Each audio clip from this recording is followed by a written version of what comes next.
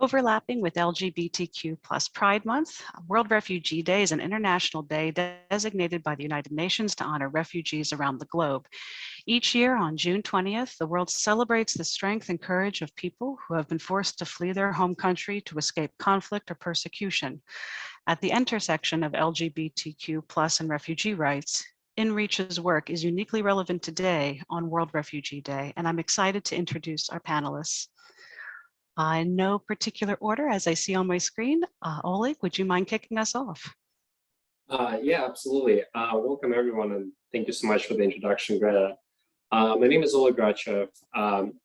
Originally born and raised in Russia.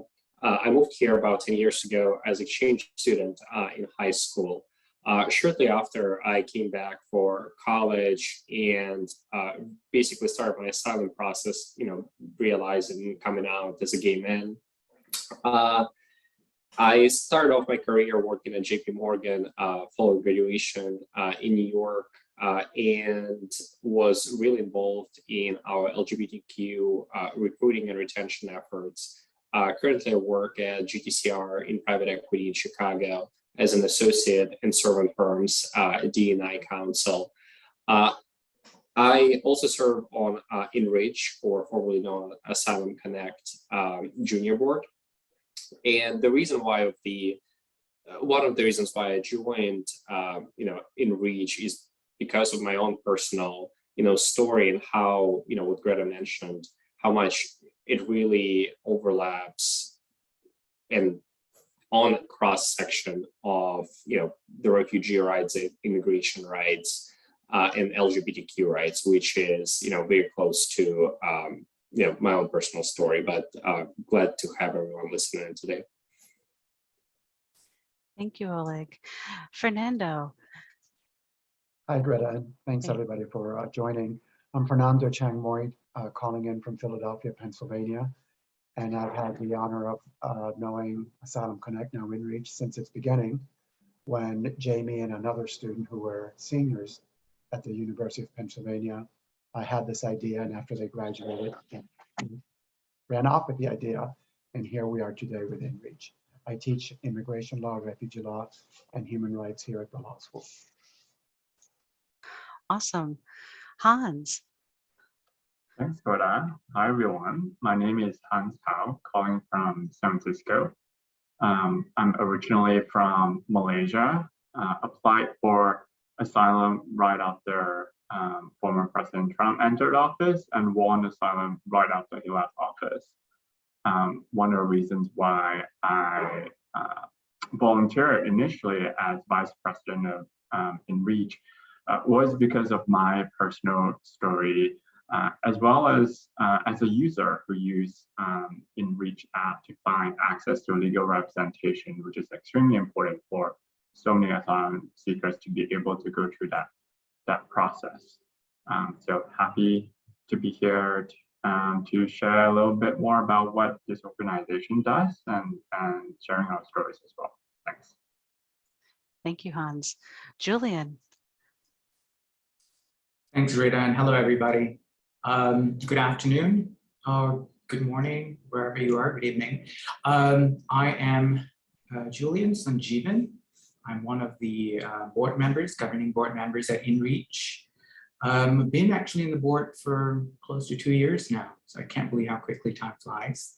I'm also non-binary, so I go by they, them, their pronouns. I'm based in New York City at the moment. I'm one of the co-presidents of InterPride, which is a global organization sort of championing pride and pride-like organizations with over 300 member organizations in over 60 countries. So I'm definitely excited to be here to share a little bit about my own experience and also the work that I do, and really excited to be part of this wonderful organization that's just helping the queer community around the world. Excellent. Jacque, I'll pass it off to you. Thank you. I'm very happy to be here. My name is Jacque Larrainzar, them, they, or gender neutral language. I identify as queer, and I'm born in Mexico. Grew up in Mexico City, until I immigrated here in the late 90s. I'm part of the advisory team that started this whole thing in 2015. So I've been part of the work you guys have been doing since then. And it was, for me, it felt like a birthday present when you launched the first catalog in August of 2015. My birthday is in August. And it was kind of like a dream come true. I've been an advocate of LGBTQ human rights since my teens. And in 1994, I was the first lesbian to apply for asylum to the United States. And in September 11, 2001, I was granted asylum. Long journey, but I became the first lesbian to win asylum from Mexico then. And ever since, I've been trying to make information available for folks in our community because it's very needed, especially if you're an immigrant or undocumented person, if you're gender non-conforming. Unfortunately, we still have a lot of need. And I'll leave it there. Thank you. And thank you again, everyone, for being here and sharing your stories with us today. As we begin the conversation, Julian, this first question is for you. If you could speak to a little bit about what the current state of LGBTQ plus rights is throughout the world, and can you share some examples of issues facing the queer community internationally? Definitely, thank you. Well, I think for a lot of folks that I've been speaking with, it's a little bit of uncertain. It's an uncertain and scary time.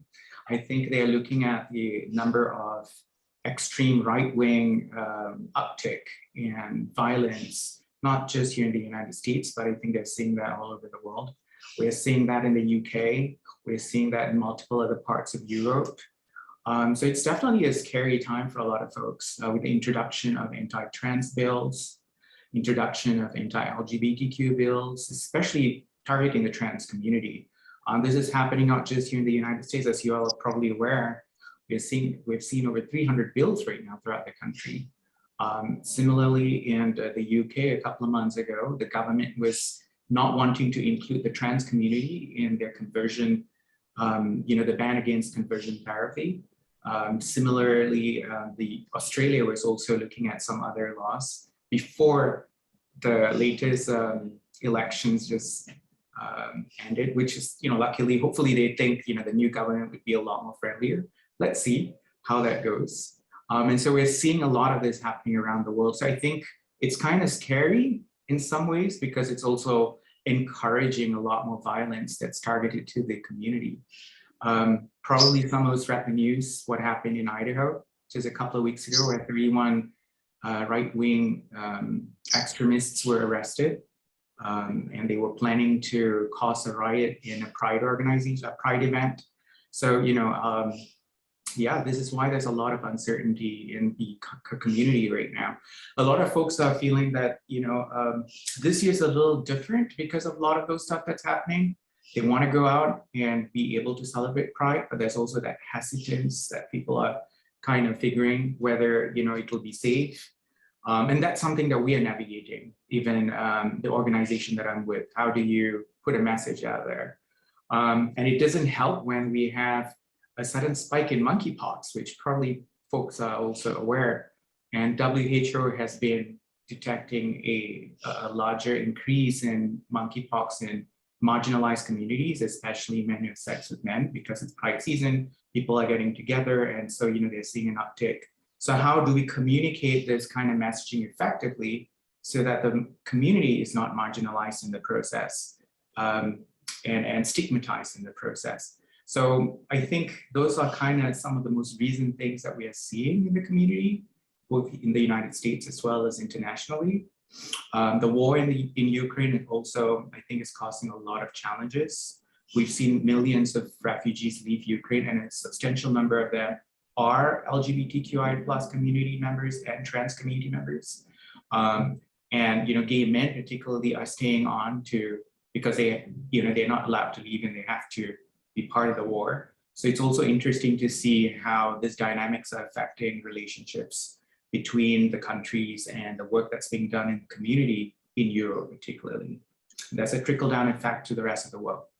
So yeah, these are some of the interesting things that's happening that saddens us, but at the same time, I do want to focus on some exciting things too. You know, I think it's not all gloomy. Yes, it's easy to succumb to all of that gloom and doom, but there's also a lot of other exciting work that's being done around the world. And I think we need to kind of focus on that. In Thailand, for example, is navigating same-sex marriage recognition right now, if folks are not aware, and that's really exciting. Hopefully that passes. Singapore had a great Pink Dot celebration just over the weekend, and there's a lot of conversation about turning over 377, which is an archaic law, you know, left behind by the colonialists, which is an anti-sodomy law. People are not aware. So there are some interesting things that are also developing around the world. And, you know, I think as activists, we have to be coming together and supporting some of this as well. And at the same time, trying to fight our real enemies and try to avoid the infighting that also we tend to see within our community sometimes. So yeah, I'm also interested to know if any of the panelists might want to share. I don't want to just, you know, come off like I'm an expert in this area, which I'm definitely not, but I'd love to hear if others would like to contribute.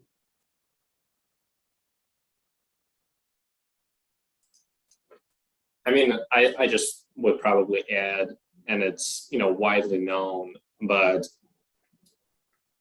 it's just surprising, and not surprising, but we live in a first century, it's 2022, but there are so many people that are still just not allowed to be themselves or be visible or be present. And I think once you kind of eliminate the visibility, you know, from a lot of people, you know, you eliminate their voice and you eliminate the force that we have through the voice of pushing forward the changes and making things better. And I think, like, thank you for mentioning that, Julian. I mean, with how many people have been dislocated from their homes this year, it just, I don't know, like the cause that we're all fighting for, I think is more important than ever. I mean, no one leaves home just for the purpose of leaving home. Like, people flee for their lives. And the fact that, like, the laws that are, you know, being passed, like in UK, you know, people, asylum seekers are getting rerouted to, you know, third countries when they're literally fleeing for their life. It's just, I don't know, it's unacceptable. And I think, you know, we, you know, as, you know, people who had to go through those, you know, things just need to, you know, have these conversations more often, increase the visibility, because without the visibility, I don't think we have a voice. So thank you for touching on that, Julian.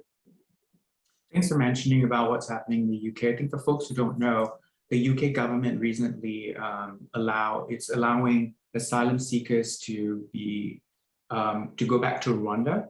So they've got an understanding with Rwanda where those who are seeking asylum can be flown to Rwanda, and they can go through the process of seeking asylum there, and they can then, you know, be processed and be able to settle down there. And so this significantly affects the LGBTQIA+ community. For a lot of you are aware, in many countries in Africa, folks are still hostile towards the LGBTQIA+ community.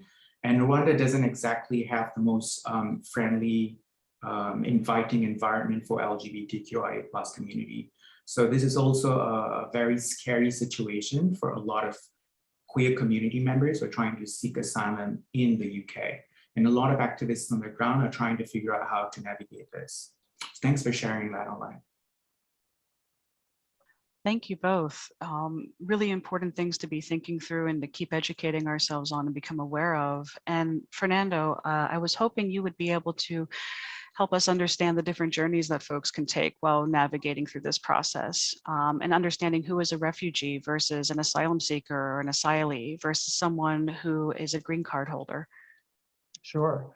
So by the way, today's June 20th, for those of you chiming in the United States, it's kind of ironic or maybe even poetic that over 150 years ago today, in the US, we memorialize or celebrate something called Juneteenth, which makes us remember that over 150 years ago, to use some of Julian's words, people were tortured, people fled violence, people were afraid for their safety. They were forced to work without pay. Some were raped. And so today we remember those Americans of African heritage who were emancipated. 150 years later, as Julian described, there are still people fleeing violence, rape, forced labor, though not in the United States, but outside of the United States. So it's kind of interesting that we're holding this discussion on on a day that the United States is memorializing Juneteenth. So anyway, right after World War II, mainly Europeans, Germans fled into Hungary. Hungarians were in the UK, and the UK was not sending Hungarians to Africa. But over, in the 1950s, right after World War II, the UN got established, and they set up this little office, 3 people, and they called it the Office of the UN High Commissioner for Refugees. And the High Commissioner invited countries to sign this treaty, and it's called the UN Convention Relating to the Status of Refugees. Since I'm a teacher, I'm going to show a one PowerPoint. And here's what the convention, this international treaty said, and this is who is a refugee. And a refugee is a person who is outside their country of origin and is afraid, and the fear is of something being called persecuted, and the fear's got to be well-founded. They can't be some crazy. So a refugee is a person who's afraid, the fear is well-founded, of something being called persecuted, and that's the million-dollar question. Is persecution torture? Is persecution rape? Is persecution being hit by the soldiers with a closed fist? Being in prison for a day, being in prison for 6 months? What is persecution? So here's the internationally accepted definition of refugee: fear that's well-founded for being persecuted based on only 5 reasons: race, religion, nationality, social group, or political opinion. And in the context of the great work that InReach does is, if you can say, I'm afraid of being sent back to the Ukraine, to Haiti, to Jamaica, wherever, and I'm going to be killed, mugged, tortured, raped because of my social group. My social group is I'm a trans woman, or I'm gay, or I'm lesbian. Please don't send me back to Mexico. You should be recognized by the country you're in as a refugee. By the way, the US has the same definition because we signed this treaty. So in the US, the definition of a refugee is just like the UN, well-founded fear of persecution based on the 5 grounds. So to your question, if you're outside trying to get in, say you're Ethiopian and you're in Kenya, you're in a Kenyan refugee camp and you say, I'm outside of my country of origin, I'm afraid, my fear is well-founded, here's proof, and I'm afraid of being imprisoned for 6 months on account of, and being imprisoned for 6 months is persecution, on account of my social group, I'm gay. The Kenyan authorities will not give you asylum, but the US authorities inside the refugee camp, the Canadian authorities, the New Zealand authorities, the Australians, will give you refugee status, and you will be flown to New York City, Minnesota, Chicago, and your name is refugee. So if you're outside trying to come in and you pass the test, you're a refugee. Let's change the scenario. You're Ethiopian and you come to NYU.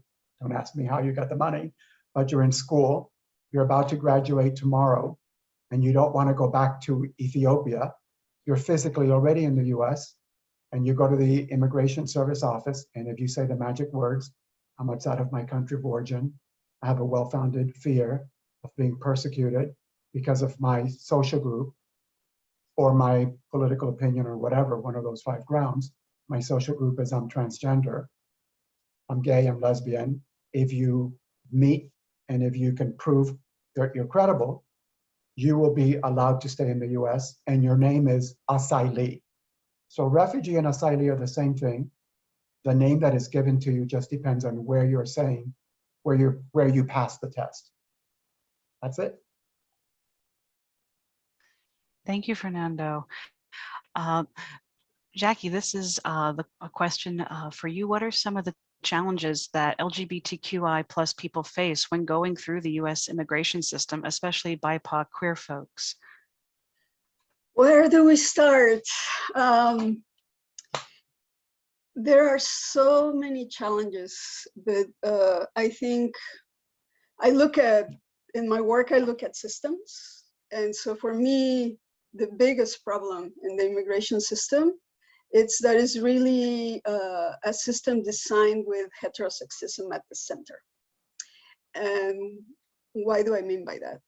What I mean is that this process was designed by folks that really don't understand our life experience, and they don't understand the conditions that we face in the different countries that we come from.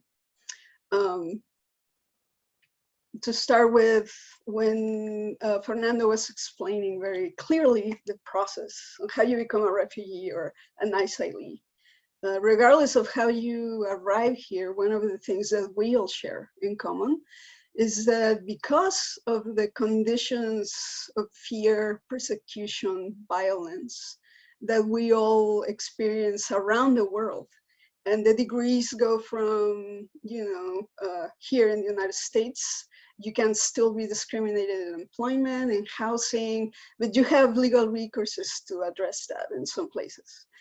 But there are other places in Africa, in Russia, where just being gay or believed to be gay might land you in jail for life, or in psychiatric unwanted treatment forced on you. I've spoken with refugees that went through something, can't remember the term right now, but it's basically therapy where they will rape lesbians so they will cure them from being gay. I mean, to death. It's, the spectrum is, it's immense, and the fear is very real, very, very real.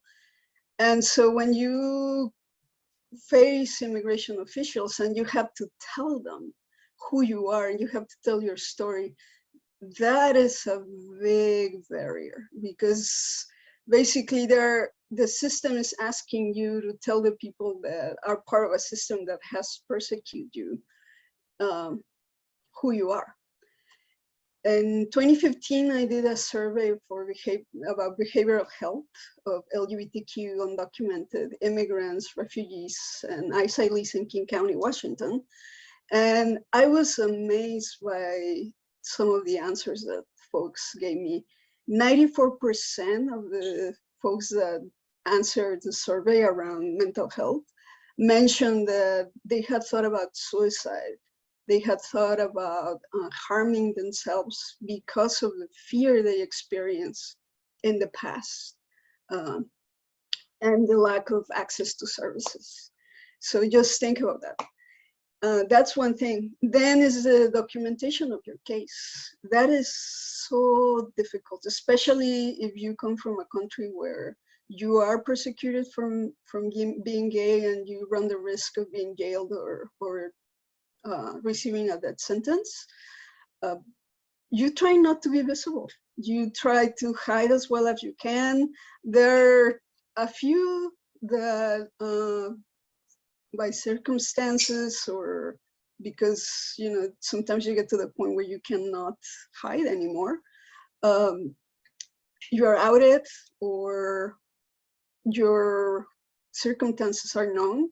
And that is very, very dangerous. So I'll tell you the story of one woman that I talked to in Seattle that basically told me that I'm always been very out. And she told me that she could not come and talk to me about behavioral health services that she needed, because just being with me, because I was very known, might put in danger her family in Africa. If people find out in Seattle, in her tiny community, that she was gay, then her family could face danger in her home country because of her. And she was terrified of this. And when she told me the story of how she got here, I was like, oh my God, yes, this is, we need to figure a way of getting you services in a way that is very discreet, confidential, and accessible to you without putting you in danger. And so that's the other thing. When when we're talking to folks in the immigration system here, their lack of awareness it's improved a little, but it's still spotty, depending on where you're going through the process. You might find people that know some or know nothing. And so that in itself is a big challenge. They don't know the conditions of your country. They make assumptions. I recently talked to a man from Mexico that told me his case was denied because the judge knew that in Mexico, gay marriage was legal. And so he assumed that because gay marriage is legal in Mexico, he was safe in Mexico. And so he was sent back, and unfortunately he was beaten very badly, almost died. And I can tell you stories like that from all over the country. I also recently met this woman named Luna that was trying to apply for asylum to one of the caravans that came from Honduras. Her case had been very well documented because she met a reporter from NPR at the border. And so she had been in touch with her, documented her experience and all that. Still, when she tried to apply for asylum, she was denied. She was sent back to Mexico. And then in Mexico, she was targeted by violence. And when eventually she was able to get into the United States, she was sent to a detention center where she was, and this is what she told me, the immigration agents told her, she was put in isolation for over a year for her own safety. Because even though she presented as a woman, she was sent to a detention center for men. And so you can imagine being in there, it just compounds the danger and the fear that you already bring with you. But documenting, I think it's another big challenge. You need a lot of resources and support to do it. And the other thing is just the emotional impact of going through this process. I myself still have PTSD from the trauma of having to retell my story, I don't know how many times, to immigration officers, recounting what was done to me 100 times, even when I went for my citizenship interview, the immigration officer questioned my asylum application, though it had been approved for over 10 years. She wanted me to answer questions about my asylum application. And I was just like, what, why? Like, it's been approved, I'm here for my citizenship test, like ask me questions about citizenship. And she refused. I had to get my attorney involved. And it was 20 years of a nightmare. That's really what it is. And helping people to go through that process takes a lot of resources. And that's one of the reasons why I love the virtual catalog and I love the work that InReach does, because you need all those resources to be able to go through this process successfully. And that is not even talking about the cost that has risen recently. And so you are undocumented and you cannot really work in the United States. How are you supposed to pay over, I don't know, it's like $5,000 for your adjustment of status and then repeat plus, I think now it's around 7,000 for citizenship. So that's really out of reach for a lot of folks. I had to save for years to be able to do both my my green card, to get my my green card and to get my citizenship. So I'll leave it there. I don't know, guys, if you want to add, because I know each one of our stories actually is an illustration of the challenges that folks face in trying to get into the system. But to me, just the fact that you have to retell your story, prove your sexuality, prove who you are, it's the biggest challenge in this system that really doesn't doesn't have compassion. It doesn't have any connection to what we really go through. Greta, if I could add a couple of points to Jackie's great story. Number one, the application for asylum in the US is 12 pages long in English. Number two, there is no right to a lawyer at government expense. There are nonprofits around the US, but they're all overworked and understaffed. And they will take your case for free or at low cost, but it's very difficult. Number three, when you do get a chance to tell your story, either before an asylum officer or immigration judge, there's no interpreter available. Bring your own, pay for your own, or maybe the nonprofit will provide one. As Jackie alluded to, the asylum officers and immigration judges may not get good training as to these kinds of applications from LGBTQ applicants. And the last one, again, as Jackie mentioned, some people, when they file their application, they're not in prison. Some people, when they file their application, they are in detention. And then Jackie mentioned all that. And the biggest challenge is trauma. It's been said that asylum applicants suffer from the triple trauma paradigm. You were traumatized in your country of origin, Mexico. You were traumatized crossing the border, crossing the mountains, crossing the water in the boat. And now you're traumatized living in New York City or wherever we are. And then added to this all personal trauma, there's the systematic trauma of the immigration service. So again, InReach, through its app, can tell you in certain cities, where can you find a culturally aware legal aid organization that could help you? Where can I go for clothes? Where can I go for food? So it's a great resource. Yeah, I would also just like to add that on top of everything else, now, the system created just an insane amount of backlog. So what you have is hundreds of thousands of people basically not knowing what's tomorrow going to be like and having to wait for years at a time. In my personal story, I started asylum process over probably 10 years ago, and it's been 5+ years since I applied for application, and now I'm stuck in a backlog because during Trump era, he basically switched how the applications get processed, and the people that were applied to the basically during that period now stuck in the backlog, and that backlog basically no one knows when that's going to end. So that's another consideration. It's like there are people that literally have to wait for 5-7 years just to be heard, and in the meantime they're not able to leave the country the next day. They don't have any security of what's the tomorrow going to look like. So it's a real problem with real people that just don't know what their life's going to look like, and it's years and years and years of someone's life. Yeah, in my personal experience, it took 20 years for me to get citizenship, and that was after a lot of back and forth with immigration to really at every single point to prove my case. It was, and then once you are in the system and you have to get your work permit every year, several times immigration lost my paperwork, and a couple of times I ended up having to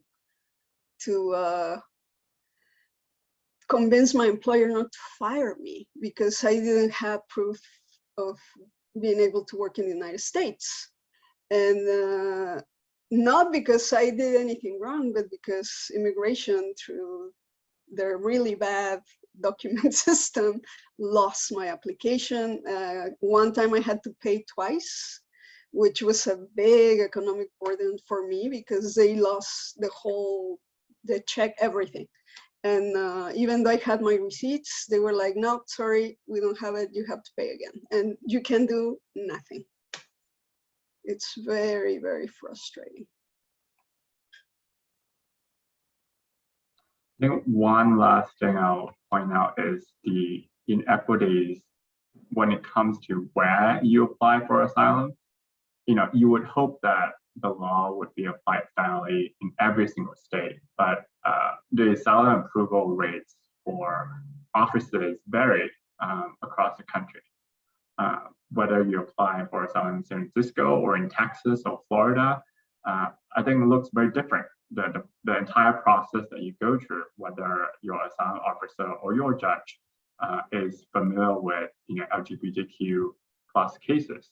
It's not just the asylum approval rate too, but access to basic services. If you are not in New York or LA or San Francisco, where you have access to legal service providers and other service providers who can provide immigration services. If you are in Texas, Florida, or Tennessee, Arkansas, you don't have the same access to those important services that you really need to build and win your case, as well as to rebuild your life in the US. And I think that's something that remains to be a huge challenge, because not everyone can choose to move or live in a city where they can have a better chance of rebuilding their life. Thank you all so much for sharing that information and for also sharing your stories. I know we have some questions around how the InReach tools have helped folks along their journey. Julian and Hans, would you be able to share a little bit more about the process that you experienced within the US immigration system, and also how the InReach tools help to support you during that process? Sure. Hans, I'm happy to go first, and then if you want to go after that, feel free to. Interesting to go, Hans and I are from Malaysia, so I think there are a lot of stuff that we can share. But I do want to take a moment just to congratulate Jamie and InReach for actually winning the World Justice Forum Award in Hague recently. So that's a great achievement. So I did want to take that moment to acknowledge, and just shows the amount of progress and hard work that the organization is doing and the impact of this organization. So yay, congratulations to that. Also, I know as we are listening and for folks, some of what we're sharing could be triggering. I know it is a little triggering for me, and it can evoke all sorts of emotions, so just listening. So, just keep in mind that, some of this would be, and if you need to take a moment to just breathe and come back, that's totally fine. But having said that, just listening to what Jacque was talking about just reminded me of so much about what I've been going through. It's been 10 years since I've been here in the United States. And I'm currently going through the process of getting my citizenship. I've been waiting for about 1.5 years still to see what's going on with the status of my application. So yeah, it is definitely anxiety inducing in many ways. But having said that, the PTSD is real, y'all. Like, when you are, applying for it and going through the motions, and even after all of these years, it's still real. There's a lot of stuff that you think back and you reflect and you go like, oh my God, I actually went through that. Like, how did I even go through that? That was crazy. So, that's where I am, just listening to everyone and just sharing my experiences. I actually came to the United States, about 10 years ago on a state-funded program, U.S. Department of State-funded program. And I was here for about 6 months, originally from Malaysia, and I was doing a lot of work with a nonprofit based in Malaysia called PT Foundation. So they do a lot of work in HIV and AIDS, specifically for marginalized communities, like men who have sex with men, trans community, sex workers, injecting drug users. So there's a lot of work that also involves around gender and sexuality, and we couldn't do that openly because of the type of legal framework and the government that we were working with. If many of folks don't know, Malaysia has some of the most hostile LGBTQIA+ laws in the world. So, feel free to check it out. It's in the top 10 worst countries. And so it was really, really challenging, constantly having to fight the police, constantly having to navigate the legal framework, et cetera, and trying to do the work that we were doing. And so a lot of our stakeholders that we're working with, we call them clients, they were constantly arrested. We were threatened several times that, we're going to be, our offices are going to be stormed by cops and we're going to be closed down, and just things like that. You know, public events that we've had. You know, there was one event I remember. There were about 17 of us. It was something that we had to do like kind of in a hush-hush situation, and it was during Pride Month. And somehow the cops found out, and about 50 cops came into this room that we were having this event. It was just a conversation, how to navigate gender and sexuality in the current environment. That was what the topic was. And we were threatened that we were going to be thrown in prison and we have to leave the premises. It was a very, very hostile environment. And you know, there's just so many things like that. And one of the most, I think, you know, as they say, the straw that broke the camel's back for me was I was finishing up work. I was a HR manager, HR director at that point in time, and I was also doing a lot of activism work for the organization. And I was just wrapping up our training session about 9 o'clock at night for our volunteers. We had phone counseling for a lot of folks who were just concerned about what they're going through, or if they're going to be diagnosed with HIV, or you know, if they are going through the motions and just in terms of transitioning, all of that. And so as I was leaving the office, I was surrounded by 11 cops asking me what was I doing there, and you know, I was trying to explain, and they were making fun of me, and they were, you know, tormenting, taunting. And then one of the cops actually had a gun pointed on my forehead. He actually had it right on my forehead, and he said he will not hesitate to shoot me and, you know, kill me right there and then. This ordeal went on for like 45 minutes. It was just horrible. I thought, that's it, you know, I'm done for. So these are just so many different experiences like this. So when I got to the United States, I decided, you know what, I am going to seek asylum, and I think I'll be able to do more effective outreach and activism work if I'm here compared to being back at home. And so I did finally applied after several years, you know, got my asylum granted, but the process was extremely, extremely horrible. There were times when I really wanted to give up, and it was horrible. And I'm not even lying, because I was economically privileged back in Malaysia. So to me, it was not like I had a comfortable life in that sense. It was just beyond that, it was all horrible. Legally, you know, I couldn't be myself. I couldn't do anything outside of that. So the tables were turned. I couldn't get a job.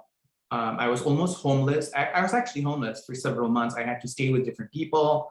I remember it was just difficult. It was really, really difficult. I don't want to get into too much details. It can be really emotional. But I remember even trying to get a job where it would pay me under the table. And, you know, I saw an ad online, or it was, I can't remember right now. And so they said, yeah, you know, to get a job, you'll have to pay $200, you know, and we'll get you a job immediately and all of that. And that's where the desperation makes you do crazy things to survive. And so, you know what, I was like, okay, this is my last $200. If I'm going to get a job, I will just pay and get it. And of course, the next day they just disappeared. Don't know what happened to them, didn't get a job, lost all the money. And so I had to wait for a few months to be able to get my work employment authorization. So yeah, it's just a lot of awful stories like this. But I'm glad that I had support throughout the way. I had friends who were able to connect me to nonprofits.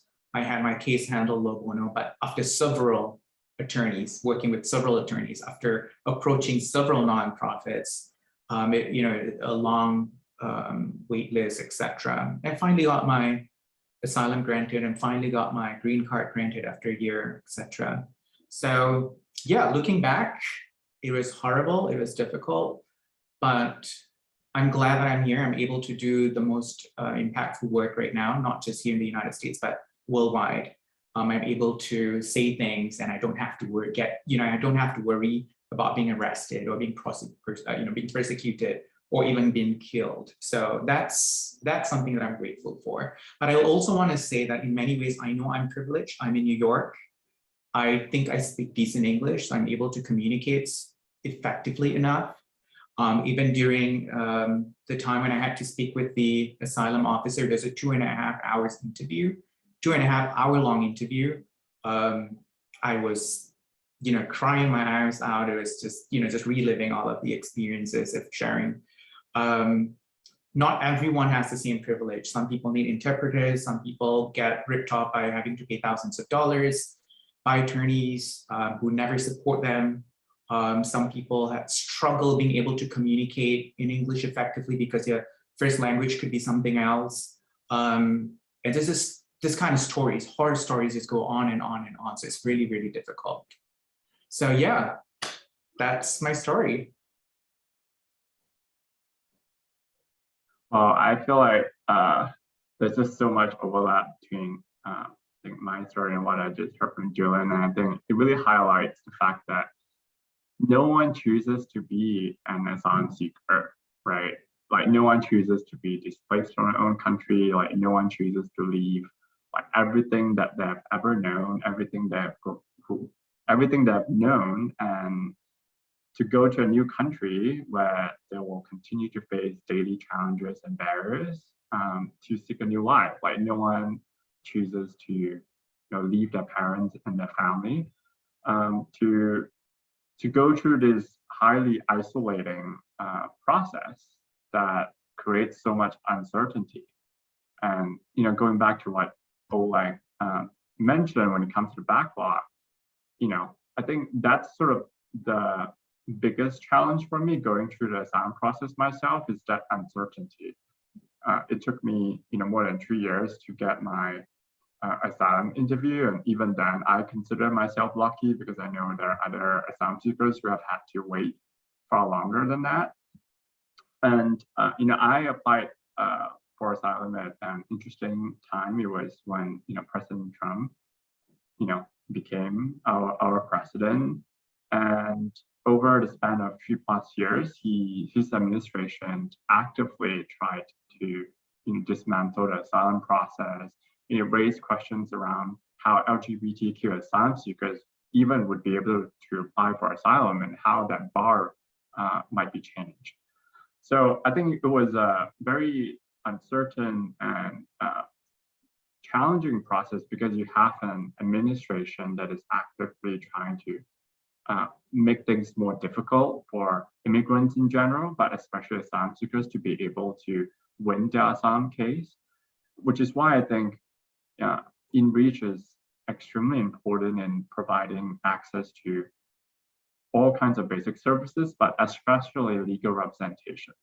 Because even for someone who is sort of familiar with the immigration system, like I consider myself to be in a very privileged position where I have enough of an understanding of how immigration works. I pursued my undergraduate education here, and I'm able to better navigate the whole process a lot better than someone who may have just arrived in this country for the first time and might face language and cultural barriers. Like I myself find it to be really challenging just navigating the system and learning how to build my case and learning how to draw facts from my story in a way that would make sense. And I think that challenge is even more amplified for other asylum seekers who don't have access to the same sort of resources that I have here in San Francisco, where there are so many legal service providers who are willingly working with asylum seekers. So I feel very fortunate in that sense. And I'll also share sort of my asylum interview experience as well, which I thought was interesting because after waiting for 3+ years, I got my asylum case approved right after former President Trump left office, and I had my interview 1 month before he left. And it was during the pandemic, I think it was October 2020. And my lawyer, me, and the asylum officer were located in 3 different offices, and we had to communicate through an iPad because of the pandemic. So the protocols changed. And for me, it was extremely difficult to, tell my story through an iPad and being able to, tell the asylum officer at the end of the day, why it is extremely dangerous for me to go home to Malaysia, and what are some of the consequences that I might suffer. And I can't imagine what another asylum seeker who may have language barrier and might need an interpreter, and how that process will look like for them, and how like that the odds are stacked against them in that kind of situation. And yeah, and I think that just tells me that the system, there are systemic challenges that have to be addressed, because applying for asylum and going through the process is extremely isolating, it's extremely lonely, and when it comes to even the most mundane things, like you can't really make, it's very hard to make sort of life decisions that are longer term in nature, because you don't really know what will happen a year from now, right? When it comes to things like signing a lease, like people that you are dating, like simple things like that, it's hard to, you can't really plan your life around it, and you sort of have to just like take it one day at a time and just hope for the best, because you don't have control over the immigration process. Which is why I think as you go through this process, because of how isolating it is extremely important that asylum seekers can get access to basic services that they need, because this process is going to be long, and they need to pay rent, they need to work, they need to get access to mental healthcare services to deal with the trauma that they've experienced. All of these things that InReach tries to connect asylum seekers to is extremely important, and even more amplified during this process. Thank you so much, Hans. And you were sharing about, well, all of you, the gaps in the process and the support that's not there readily available or easy to find for folks. So along with supporting the InReach platform and the organization, how can folks listening to today's conversation help take action? And specifically corporations that have LGBTQ plus employee resource groups, how can they help to support the queer community during Pride Month, but also throughout the whole year? Money. Easy answer. So the corporations may have folks like you who are experts in marketing or technology, but they're not experts in what we've heard, the challenges of navigating the immigration system. You'd like to, but you can't. So one way you can help is support InReach through a tax-deductible donation. I think it's also important, with the organization that I'm with right now at InterPride, we look at a collaborative approach with partnerships, especially with corporations. Yes, money is definitely a way, but I think how can they be better allies? Because they have a lot of stakeholders. They have vendors that they may be working with. They may have different locations throughout the world. The employees are a huge asset. And so we believe that having a collaborative approach, creating awareness, organizing several sessions, talking about allyship, talking about the challenges the community faces, what can they do in the process throughout the year, not just during Pride season, for example. These are conversations, and sometimes they're not easy conversations, but they're important conversations that help corporations to take a look back and say, yeah, okay, these are important. And then they try and involve their ERGs and DEI departments or folks to come up with better strategies that helps them develop policies for their, whether it's employees, whether, it's coming up with more inclusive policies in terms of how they engage with vendors or they source for vendors, things like that. And also they become more vocal in addressing and talking about issues that may affect the community, whether it's within the United States or in other parts of the world. So I think these are different ways that, organizations specifically can be really helpful and be better allies.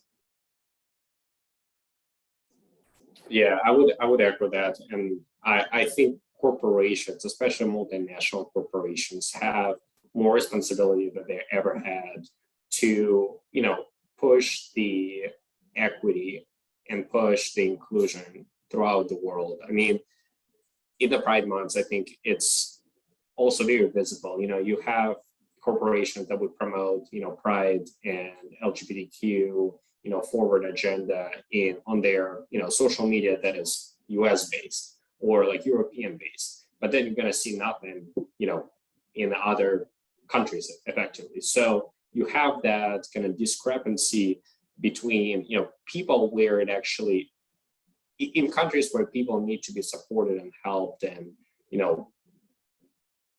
it doesn't happen. But in the countries like US and UK, where we have maybe like more proactivism, mentality just in general, that, they take advantage of it and they push the, pro LGBTQ agenda there, but don't support it in the countries where it is actually needed. And, I look at a lot of financial institutions, automotive makers, consulting firms, everything in between. And I think it's important, for them to also kind of recognize that, LGBTQ rights, asylum rights, refugee rights, it's not just like a matter of pushing in the United States because it's easier. It's more important to do it abroad because it's harder. Yeah, and I just would add that it's really important for corporations, nonprofits that are not led by LGBTQ folks to work with organizations like InReach.